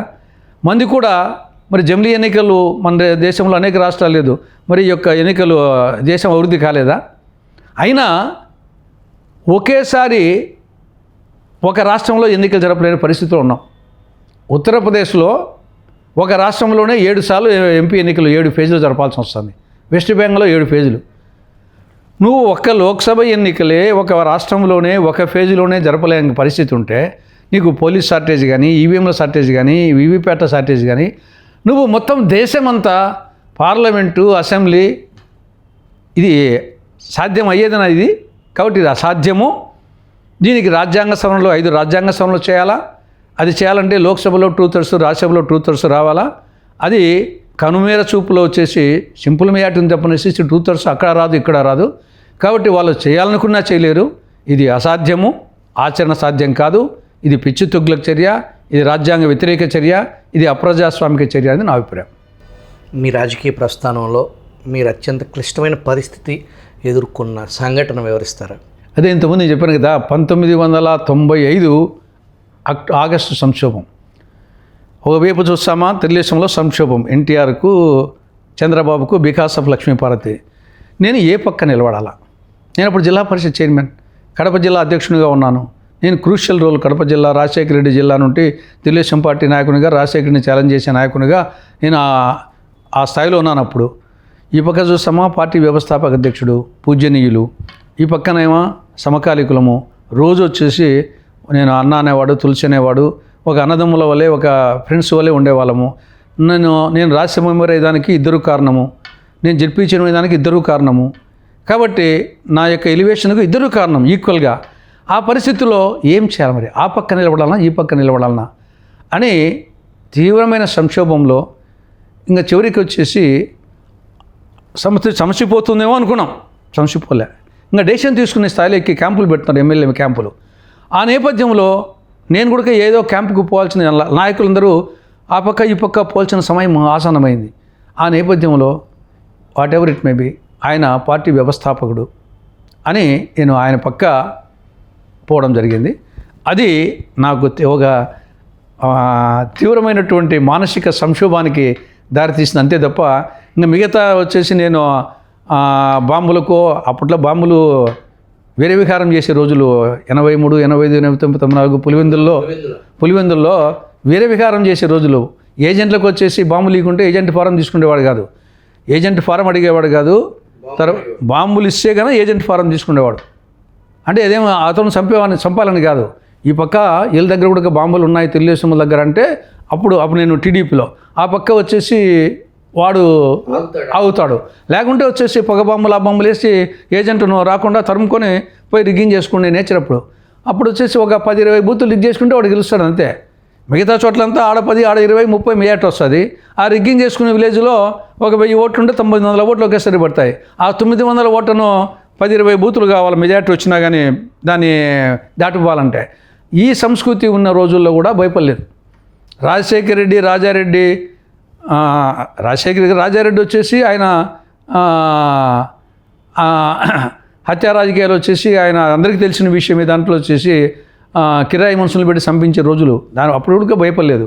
కానీ ఈ క్లిష్ట పరిస్థితుల్లో ఒక ఇద్దరు ఆత్మీయుల మధ్య, ఒక పెద్ద ఆయన ఒక ఆత్మీయుల మధ్య సంఘర్షణతో అనంటే నేను యాక్చువల్గా టీడీపీకి దూరమైంది వేరే కారణమేం కాదు, ఓన్లీ ఇదే కారణం. లేకుంటే ఈరోజు టీడీపీలో 1999లో సంక్షోభం రాకుంటే నాకు రాజశేఖరడికే పోటీ పులిందల్లో. అప్పుడు నేను జడ్పీ చైర్మన్, ఐసా పైసా అనేది తెలిపోయింది. 99కి నేనే క్యాండిడేట్, పులిందల క్యాండిడేట్. ఆ సంక్షోభం 95లో ఆగస్టులో రాకుంటే 99కి నేను జిల్లా పరిషత్ చైర్మన్గా అప్పటికి 3 జడ్పీటీసీలు ఉన్న ఆధ్వర్యం వెంపల్లి, వేముల, లింగాల 3 జడ్పీటీసీలు గెలిచాము, జడ్పీ చైర్మన్ గెలిచాము. రాష్ట్రంలో తెలుగుదేశము, కేంద్రంలో పివికి కొంత రాజశేఖర్కి వ్యతిరేకమైనటువంటి వాతావరణము, విజయభాస్కర్ రెడ్డి వాళ్ళకి అనుకూలము. కాబట్టి 99కి నువ్వానైనా టైప్లో సాగిండేది. అందరి దృష్టిలో రాజశేఖర రెడ్డి గొప్పడు కావచ్చు, కానీ అక్కడేమి మాకు వచ్చేసి చెప్తానులే, ఒక ఊరి రెడ్డి ఒకరికి జుట్టుపోలిగాడు అన్నట్టుగా అక్కడేం మాకేం పెద్ద ఎక్కువేం కాదు, మిగతా వాళ్ళకి ఎక్కువేం కావచ్చు. కానీ ఒక్కసారి మొత్తం నా రాజకీయ జీవితమే టర్న్ అయిపోయింది. నేను రాజశేఖర రెడ్డి పోటీ తగిలింటే రాజశేఖర రెడ్డి భవిష్యత్తు ఎలా ఉండో చెప్పలేము. ఎందుకంటే అప్పటికి 94 జడ్పీటీసీ 95 జడ్పీటీసీ ఎన్నికల్లో 4 పోటీ చేసి పులిందల్లో 3 గెలుచుకుని టీడీపీ నా అధ్యక్షతన. కానీ అప్పటికే మార్పు మొదలైంది. నేను జిల్లా పరిషత్ చైర్మన్ అయ్యాను. జిల్లా పరిషత్ చైర్మన్ అయిన తర్వాత టీచర్స్ ట్రాన్స్ఫర్స్ కానీ, డ్రింకింగ్ వాటర్ కానీ, రోడ్లు కానీ నా స్టైల్లో పోతున్నాను, దూసుకొని పోతున్నాను వచ్చేసి. ఆ పరిస్థితుల్లో రాజశేఖర రెడ్డి భయపడి వచ్చేసి యాక్చువల్గా నా అవసరం నాకు, ఆయన అవసరం ఉంది, సపోర్ట్ చేశాడు. ఆయన కూడా వచ్చేసి ఇప్పుడు ఇంకా జిల్లా పరిషత్ తన చేతులు లేకుంటే మొత్తం నెక్స్ట్ ఎలక్షన్లకు ఇబ్బంది అని చెప్పేసి ఆ పరిస్థితిని ఆయనకు సపోర్ట్ చేయడం జరిగింది. కాబట్టి నా యొక్క రాజకీయ జీవితానికి టర్నింగ్ పాయింట్ కూడా ఇంకోటి ఏమంటే చంద్రబాబు నాయుడు, రామారావు గారు ఎప్పుడు నన్ను మ్యాక్సిమం రెస్పెక్ట్ ఇచ్చేవాళ్ళు. ఎందుకంటే కడప జిల్లాలో రాజశేఖర రెడ్డిని ఢీకొట్టేవాడు అవసరం. మిగతా ఎవరున్నా కానీ ఉండొచ్చు, కానీ వాళ్ళ నియోజకవర్గాలకు దాన్ని నా అంత గట్టిగా ఢీకొట్టే పరిస్థితి ఆ రోజు పులిందుల్లో రాజశేఖర రెడ్డి కానీ వాళ్ళ ఫ్యామిలీని నేను విమర్శించినంత ఈ రోజు వరకు ఏ నాయకుడు విమర్శించలే. ఆ రోజు నా పేపర్ కటింగ్స్ అని చూస్తే. కాబట్టి అటువంటి పరిస్థితుల్లో టీడీపీకి నా అవసరం ఉంది. కానీ రాజశేఖర రెడ్డి నా మీద అభిమానం ఉన్నప్పటికీ, కాంగ్రెస్ చేరినప్పటికీ రాజశేఖర రెడ్డికి ఒక భయం. ఎందుకంటే ఇద్దరిది సేమ్ సామాజిక వర్గం, ఇద్దరిది సేమ్ నియోజకవర్గం, ఇద్దరము డాక్టర్సము, రాజకీయ పరిస్థితులు అనేక సంవత్సరాలుగా. కాబట్టి రాజశేఖర రెడ్డి నా మీద అభిమానం ఉన్నప్పటికీ నేను కాంగ్రెస్ పార్టీలో చేరిన తర్వాత రాజశేఖర రెడ్డి నాకు ఎలివేషన్ ఇలే. పార్టీ పరంగా ఎలివేషన్ ఇచ్చాడు అధికార ప్రతినిధిగా. నాకు ఎలివేషన్ ఇచ్చింది రోషే గారు, 20 పాయింట్ ప్రోగ్రామ్ ఇచ్చింది కిరణ్ కుమార్ రెడ్డి గారు. రాజశేఖర రెడ్డి గారు వేయలేదు. నా మీద అభిమానమే, గౌరవిస్తాడు. కానీ రాజకీయంగా ఆలోచించినప్పుడు ఇద్దరము అని టీడీపీ ఆ విధంగా ఆలోచించలే. ఎందుకంటే అది ఫైటర్ కావాలి ఆ జిల్లాలో, ఆ నియోజకవర్గంలో కావాలి. కాబట్టి అది ఒక ఆగస్టు సంక్షోభం 95 నా యొక్క రాజకీయ పంతాను వేరే విధంగా తీసుకుపోయింది. అయినప్పటికీ నేను వచ్చేసి చాలా జిల్లా పరిషత్ చైర్మన్ చేశాను. కేవలం వచ్చేసి 200 రూపాయలు రాజంపేట జెడ్పీటీసీగా డిపాజిట్ కట్టాను, యునానిమస్గా గెలిచాను. కాబట్టి నేను జెడ్పీ చైర్మన్కు పైసా ఖర్చు పెట్టలే, రాజ్యసభ మెంబర్కు పైసా ఖర్చు పెట్టలే. గెలిచిన తర్వాత డిన్నర్ ఇచ్చేదానికి 5,000 అడిగినారు ఒక్కొక్క ఎంపీని. 5,000తో రాజ్యసభ మెంబర్ అయ్యాను, 200తో జెడ్పీ చైర్మన్ అయ్యాను, పైసా ఖర్చు లేకుండా 20 పాయింట్ ప్రోగ్రామ్ చైర్మన్ అయ్యాను. ఆల్ ఇండియాలో వచ్చేసి సక్సెస్ఫుల్గా 3 years ఆల్ ఇండియా ఫస్ట్ ఇప్పించాను 20 పాయింట్ ప్రోగ్రాంలో. చాలు ఈ యొక్క ఎన్నిసార్లు అయినా కాకి తిన్న 1000 తిన అంతే కదా, ఎన్నిసార్లు రాజ్యసభ మెంబర్ అయినా, ఎన్నిసార్లు జెడ్పీ చైర్మన్ అయినా అదే కదా. కాబట్టి నేను హ్యాపీగా ఉన్నాను. పార్టీ ఏ బాధ్యత ఇస్తే ఆ రోజు తెలుగుదేశం పార్టీ రాష్ట్ర సెక్రటరీగా, అది ఎటువంటి పరిస్థితుల్లో 86-88 మధ్య ఎన్టీ రామారావు గారు రాష్ట్ర అధ్యక్షులు టీడీపీ, వెంకటరెడ్డి గారని మెదక్ జిల్లా ఒక్క వైస్ ప్రెసిడెంటే, ఒక ప్రెసిడెంటు, ఒక వైస్ ప్రెసిడెంటు, ఒక్క జనరల్ సెక్రటరీ చంద్రబాబు నాయుడు. ఇప్పుడు తిన్న పుష్ప విమానం కాదు, ఓన్లీ 3 సెక్రటరీస్ము. నేను రాయలసీమ నుండి నేను, శ్రీకాకుళం నుండి అరవల మోహన్ రావు, మహబూబ్ నుండి రుమాల రామచంద్రయ్య, ఓన్లీ 3 సెక్రటరీస్ము. That's all. స్టేట్ కమిటీ ఒక ప్రెసిడెంటు, ఒక వైస్ ప్రెసిడెంటు, ఒక జనరల్ సెక్రటరీ, 3 సెక్రటరీస్. ఆ విధంగా 86 నుండి 88 వరకు రామారావు గారు వచ్చేసి విశ్వవిఖ్యాత నటసార్వభౌముడు వచ్చేసి అధ్యక్షుడిగా ప్లస్ ముఖ్యమంత్రిగా ఉన్న సమయంలో గండిపేటలో వచ్చేసి 360 రోజులు స్టేట్ సెక్రటరీగా పనిచేసిన చంద్రబాబుతో రామారావుతో ఆ అనుబంధం వచ్చేసి అది ఒక అనిశ్చిత అనుబంధం. కాబట్టి నేను వచ్చేసి హ్యాపీగా వచ్చేసి నేను ఒక పద్ధతి మీద దూరమై వచ్చాను. ఇప్పటికీ వచ్చేసి నేను ఆ రామారావు గారి జయంతి కానీ వర్ధంతి కానీ ఆ రోజు నుంచి ఈ రోజు వరకు తెలుగుదేశం వాళ్ళు చేసినా చేయకున్నా నేను మా యొక్క సత్యమని ఖచ్చితంగా చేస్తాం. ఎవ్రీ ఇయర్ వర్ధంతి జయంతి నేను కూడా వచ్చేసి ఆవిర్భావ దినోత్సవం చేయం, కానీ ఎన్టీ రామారావు జయంతి వర్ధంతి ఖచ్చితంగా చేస్తాం.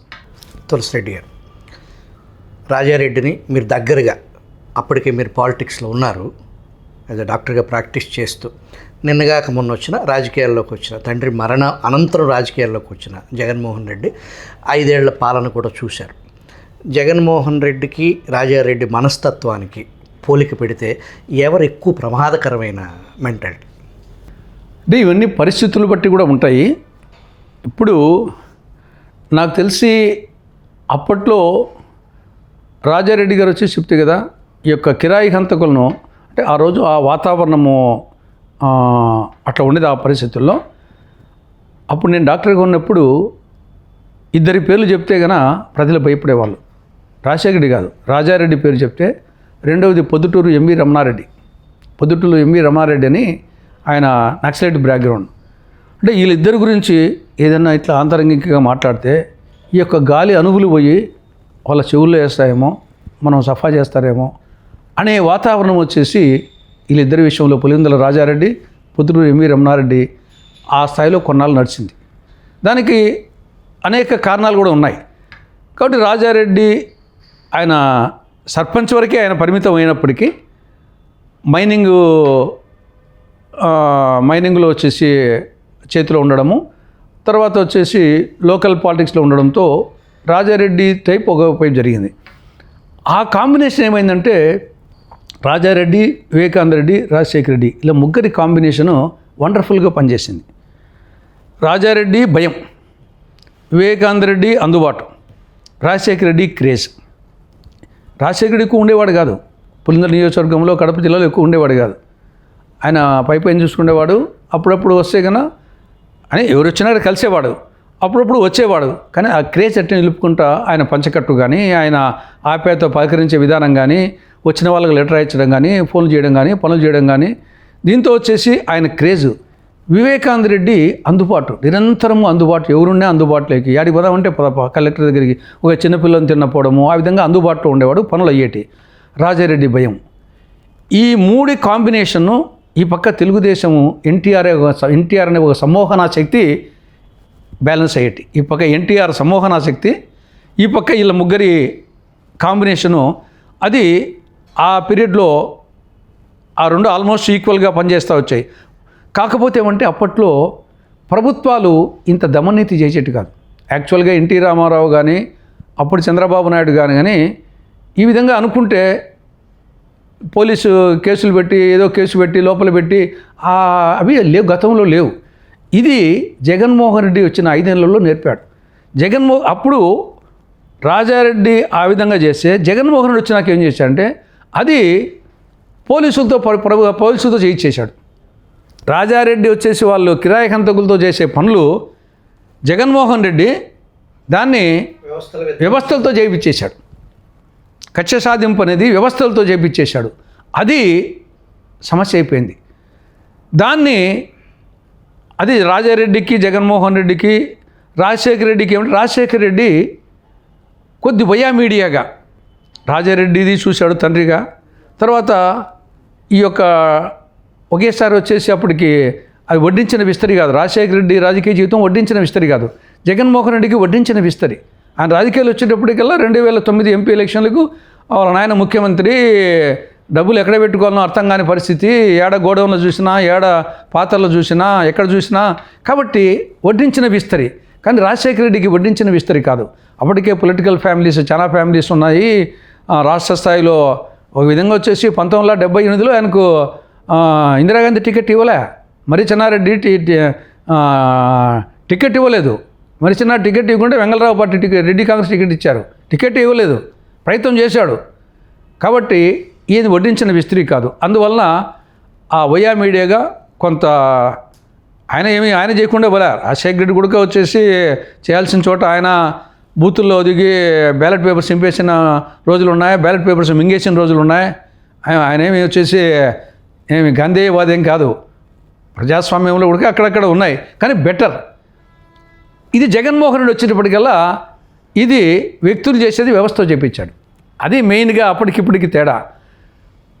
గతంలో వచ్చేసి కానీ జగన్మోహన్ రెడ్డికి వాళ్ళ తిన్న అందుబాటులో లేడు. నియోజకవర్గ ప్రజలకు వచ్చేసి అందుబాటులో లేడు. రాజశేఖర రెడ్డి, రాజారెడ్డి, వివేకానందుని అందుబాటులో లేడు. కాబట్టి ప్రజలకు కొంచెం దూరం అయినాడు. కాబట్టి అయినప్పటికీ ఇంకా ఆ ఫ్యామిలీ కొంత ఉంది. ఏదైనా సరే ఈ పక్క ప్రత్యర్థుల బట్టి ఆధారపడి ఉంటుంది. ఏదైనా ఒకరి బలం అనేది యువతల 80 మార్కులు వచ్చి ఉంటాయి, మంచి మార్కులే. కానీ 85 మార్కులు ఉన్న దగ్గర 80 మార్కులు తక్కువ, 40 మార్కుల్లోనికి 80 మార్కులు చాలా ఎక్కువ. కాబట్టి ఇది మహామంత్రి తిమ్మర్సు ఒక గీతను తుడపకుండా చిన్నది చేయాలంటే పక్కన పెద్ద గీత గీయాల, లేదు ఈ గీతను తుడపకుండా పెద్ద చేయాలంటే పక్కన చిన్న గీత గీయాల. కాబట్టి మిగతా పార్టీల నాయకుల యొక్క ఆ ఇమేజ్ బట్టి కూడా ఆధారపడి ఉంటుంది అవతల ఇమేజ్. కాబట్టి ఆ కోణంలో క్రికెట్ మ్యాచ్లో ఒకసారి క్యాచ్ మిస్ అయిపోతే సెంచరీ కొడతాడు, క్యాచ్ పట్టుకుంటే డక్అవుట్ అవుతారు. ఒక క్రికెట్ బ్యాట్స్మెన్ యొక్క పరిస్థితి ఆ విధంగా. రాజశేఖర రెడ్డి కూడా 99లో 95లో తెలుగుదేశం పార్టీ చీలకుండా ఉంటే 99లో ఏ విధంగా కూడా చెప్పలేము. నేను ఆయన కంటెస్ట్ చేయాల్సి వచ్చిండేది. ఇది చాలామందికి ఆశ్చర్యంగా అనిపించవచ్చు. తులసిరెడ్డి ఏంది రాజశేఖర రెడ్డి అప్పటికి చాలామందికి అక్కడ ఉండే వాళ్ళకి తెలుసు. ఆ మూమెంట్లో 3 జెడ్పీటీసీలు గెలిచాము, 4 పోటీ చేసి పులివెందుల నియోజకవర్గంలో మొత్తం వచ్చి నేను జిల్లా అధ్యక్షునిగా ఉండి అప్పుడు మొత్తం 50 జెడ్పీటీసీలు, నేను జిల్లా అధ్యక్షుడు, మొత్తం బీఫార్లు ఇచ్చింది నేనే. రామారావు గారు వచ్చేసి బీఫార్లు ఆయన సంతకం పెట్టి ఇంకా క్యాండిడేట్స్ పేరు నువ్వే రాసుకొని చెప్పేసి నాకు ఇచ్చినాడు. అంటే అంత నమ్మకం రామారావు గారికి. ఎమ్మెల్యేస్ ఉంటారు కదా, వాళ్ళని కూడా కడగకుండా మొత్తం వచ్చేసి ఆయన కింద సంతకం పెట్టి పేర్లు జెడ్పీటీసీల పేర్లు నువ్వే రాసుకొని ఇచ్చాను నా చేతికి. ఎమ్మెల్యేలతో మాట్లాడుకుని చేసుకుంటామని. ఆ విధంగా నేను 50 జెడ్పీటీసీల్లో అప్పుడు 35 జెడ్పీటీసీలు టీడీపీకి వచ్చినాయి, 1 సిపిఐకి వచ్చింది, 1 ఇండిపెండెంటు, 13 కాంగ్రెస్కి వచ్చింది. రాజశేఖర రెడ్డి, మైసూర్ రెడ్డి అందరూ కలిసి 13 వస్తే టీడీపీకి వచ్చేసి 35 వచ్చినాయి. ఆ 35లో 3 పులివెందుల నుండి వచ్చినాయి, వేంపల్లి, వేముల, లింగాల. మామూలుగా 6 నియోజకవర్గాలు అప్పటికి 6 జెడ్పీటీసీ మండల్స్ అయితే 2 పోటీ పెట్టలే. పులివెందుల, సింహాద్రిపురం సరైన క్యాండిడేట్స్ లేక పోటీ పెట్టలే. 4 పోటీ పెట్టి 3 గెలిచాం ప్రజాస్వామ్య పద్ధతిలో. కాబట్టి అప్పటికి ఒక వాతావరణం అనేది వచ్చేసింది. ఆ వాతావరణం నేను జెడ్పీ చైర్మన్ అయిన తర్వాత, జెడ్పీ చైర్మన్ తర్వాత పవర్ఫుల్ జెడ్పీ చైర్మన్ అంటే ఆషామాషి కాదు. రాష్ట్ర ప్రభుత్వం సహకారం ఉంటే చీల్చి చెండాడవచ్చు. రాష్ట్ర ప్రభుత్వం సహకారమే ఉంటే జెడ్పీ చైర్మన్ అంత పవర్ఫుల్ పోస్ట్ ఇంకోటి ఉండదు. అడ్మినిస్ట్రేటివ్ పోస్ట్ జిల్లా అంతా నేరుగా. అప్పట్లో టీచర్స్ ట్రాన్స్ఫర్స్ అన్నీ ఇప్పుడన్నా డిఓ చేతిలో ఇవ్వనాయి. అప్పుడు మొత్తం టీచర్స్ ట్రాన్స్ఫర్స్, రోడ్లు, డ్రింకింగ్ వాటరు, మొత్తం ఇవన్నీ ఏ విలేజ్కి పోయినా వచ్చేసి అభివృద్ధి కార్యక్రమం త్రూ జెడ్పీ ద్వారానే. ఇప్పుడు ఇక్కడ పెనుమనేని పినమనేని కోటేశ్వరరావు గారు ఇప్పటికి కూడా జడ్పీ చైర్మన్ అంటే పినమనేని కోటేశ్వరరావు గురించి అనుకుంటారు. అదేవిధంగా కడప అనుకుంటేనే జడ్పీ చైర్మన్ అంటే ఇప్పటికీ తులసిరెడ్డి జ్ఞాపకం వస్తాడు వచ్చేసి. కాబట్టి ఆ నేపథ్యంలో ఉన్నది అది చెప్తే కదా, అది వాళ్ళిద్దరి మా డిఫరెన్స్తో నేను రావడము, దాని తర్వాత వచ్చిన ఆయనకు అడ్వాంటేజ్ వచ్చింది వాళ్ళ ఫ్యామిలీ కానుంటే 99 నుంచి కంటిన్యూస్గా అడ్వాంటేజ్ వచ్చేసి అంతవరకు చాలా టఫ్ అయితే. రాజశేఖర రెడ్డికి ఆయన ఉన్నప్పుడు కూడా ఒకసారి 13,000 మెజార్టీ, 83లో 13,000 మెజార్టీ వచ్చింది. తర్వాత వచ్చేసి 30,000, 40,000, తర్వాతనే 1,00,000 ఇన్ని పోయింది, 1,90,000 వచ్చిన తర్వాతనే. కాబట్టి ఒక్కొరికి విధి రాత ఎలా ఉంటుందో చెప్పలేము. తులసిరెడ్డి గారు, కొద్ది రోజుల క్రితం హైదరాబాద్ నుంచి రాజమండ్రికి బయలుదేరినటువంటి పాస్టర్ ప్రవీణ్ మార్గమధ్యంలో అది హత్య, రోడ్ యాక్సిడెంటా అనే డైలమాలో ఉన్నప్పుడు ఆంధ్రప్రదేశ్కి సంబంధించిన రాజకీయ నాయకులు, వాళ్ళల్లో ముఖ్యంగా కాంగ్రెస్ పార్టీ మాజీ నాయకులు హర్ష్ కుమార్, జూపూడి ప్రభాకర్ రావు, అది ప్రభుత్వ హత్య, పాస్టర్ని ఉద్దేశపూర్వకంగానే ప్రభుత్వ పెద్దలు చంపించారనేది హద్దు పొద్దు లేని వ్యాఖ్యలు చేశారు. కడపటికి మనకు అందుతున్న వార్తలు ఆయన మద్యం సేవించి డ్రైవ్ చేస్తూ రోడ్డు మార్గంలో యాక్సిడెంట్లు చనిపోయాడు అనేది ఇవాళ ప్రధాన మీడియా స్రవంతిలో వార్త. దాన్ని అసలు ఎలా చూడాలి? ఇప్పుడు యాక్చువల్గా వచ్చేసి మరి హర్షకుమార్ ఏమన్నాడో, జూపూడి ఏమన్నాడు కానీ నేను యాక్చువల్గా వినలేదు, చదవలేదు. కానీ నేను పాస్టర్ ప్రవీణ్ మృతి చెందినప్పుడే నేను అప్పుడే అనుకున్నాను, హైదరాబాద్ నుండి రాజమండ్రికి వచ్చేసి ఇంత డిస్టెన్స్ 2 వీలర్లో ప్రయాణం చేయడం ఏంది అని నాకు ఆ రోజు డౌట్ వచ్చింది. ఇంత పేరు ప్రఖ్యాతులు కలిగినటువంటి వ్యక్తి, ఇంత ఫేమస్, అంత ఫేమస్ అంటే కొంత ఆర్థికంగా కూడా బలమైన వ్యక్తి ఉంటాడు. హైదరాబాద్ ఎక్కడ, రాజమండ్రి ఎక్కడ, 2 వీలర్స్లో ఇంత దూరం రావడం అనేది ఎందుకు అనేది ముందు డౌట్ వచ్చింది నాకు ఆ రోజు. ఇది ఇంకా డిస్కషన్ రాకముందే, ఇది హత్యనా యాక్సిడెంటా రాకముందే నాకు ఆ డౌట్ వచ్చింది. కాబట్టి ఏది ఏమైనా మృతే. కానీ మృతిని మృతిగా చూడకుండా మతపరంగా చూడకూడదు, మృతిపరంగా చూడాలా, మతపరంగా చూడకూడదు అనేది ఒకటి. రెండవది, ఆ మృతి ఇది యాక్సిడెంటా హత్యనా, దీని సమగ్ర విచారణ, ఆ సమగ్ర విచారణ నేపథ్యంలో డెఫినెట్గా 2 పాయింట్లు. ఒకటి 2 వీలర్స్ రావడం అనేది ఒక కోణము.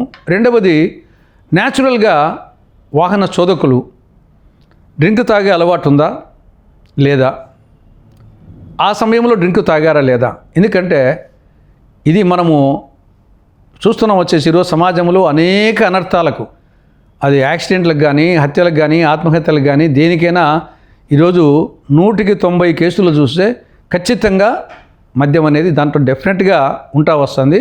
మనము భార్యాభర్తల మధ్య కానీ, ఈవెన్ తల్లి బిడ్డల మధ్య కానీ, తండ్రి బిడ్డల మధ్య కానీ ఇవన్నీ చూస్తున్నాం. కుటుంబంలోనే వచ్చేసి తండ్రి బిడ్డలను చంపిన సందర్భం ఉంది, భర్త భార్యను చంపిన సందర్భం ఉంది. కాబట్టి మద్యం అనేది అనేక దుర్ఘటనలకి మద్యం చిచ్చు పెడతా ఉంది. కాబట్టి ఈ మద్యం అనేది మన కంట్రోల్లో ఉండదు. తులసిరెడ్డి మద్యం చేపిస్తే తులసిరెడ్డి కాదు, ఏదో ఎవరే రెడ్డి, నేను ట్వీటర్ చెప్తున్నాను. ఆ విధంగా అతను మద్యం సేవించాడా లేదా, అలవాటు ఉందా లేదా అనేది నాకు తెలియదు. రెండవది, ఒకవేళ ఉంటే ఆ సందర్భంలో సేవించాడా లేదా. కాబట్టి అనేక కోణాల్లో సమగ్ర దర్యాప్తు జరపాలా. అంతవరకు దీన్ని మతపరంగా అనేక మంది చనిపోతూ ఉన్నారు, ఈయన ఒకడే కాదు. కాబట్టి ఎవరు చనిపోయినా సీరియస్గా తీసుకోవాల్సిందే. కాబట్టి పాస్టర్ ప్రవీణ్కు పాస్టర్ కాబట్టి ఆయనకు స్పెషల్గా ఫోకస్ చేసి చేయడము. ఇంకొకటి వచ్చేసి ఒక రామయ్య, బొరుగులు అమ్ముకునే రామయ్య, అతని ప్రాణాలే. అతని విషయంలో అయినా సరే ఇదే విధంగా సమగ్ర విచారణ జరపాలా. ఇక్కడ సమగ్ర విచారణ జరిపిన తర్వాతనే ఒక నిర్ణయానికి రావడం బాగుంటుంది నా అభిప్రాయం. పులివెందుల నుంచి all the way Amaravati, Vijayawada whistle స్టూడియోకి వచ్చి ఆనాటి మీ సంఘటనలు, ఎన్టీఆర్తో మీ అనుబంధం, రాజశేఖర రెడ్డి, పులివెందుల రాజకీయాలు, దేశ రాజకీయాలపై సుదీర్ఘంగా మా విజిల్ ప్రేక్షకుల కోసం పంచుకున్నందుకు మీకు ధన్యవాదాలు తులసిరెడ్డి గారు. నమస్తే.